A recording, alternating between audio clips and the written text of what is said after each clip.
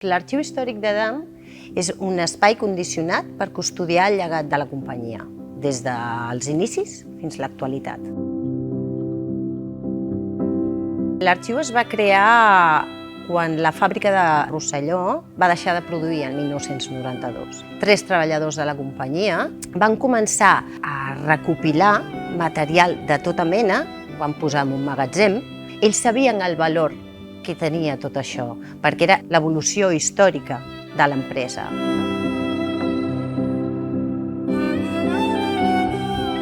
Actualment l'arxiu està en una fase de creixement continu i el bonic és que un objecte parla per si sol, t'explica una història.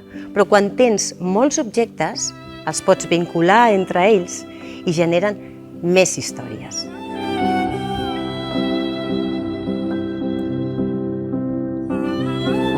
Tothom que vulgui pot venir a visitar l'arxiu històric mitjançant les visites guiades. Trobaran una reserva visitable. Tenim peces d'indumentària, ampolles, gots, gerres, maquinària antiga. Estem en un edifici que és el mateix des de 1905.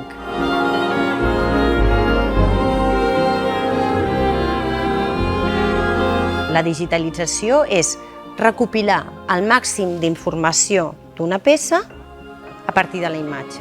T'estàs garantint de manera permanent aquesta peça. És el testimoni visual de la seva existència.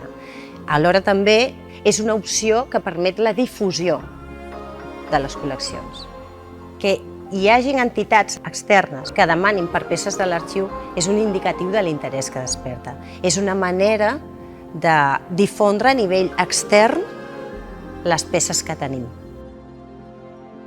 Un dels reptes més proper és, sobretot, protegir el fons i fer-lo accessible, difondre'l per a estudiants, per a entitats, per a documentalistes i, en general, per a tota la societat.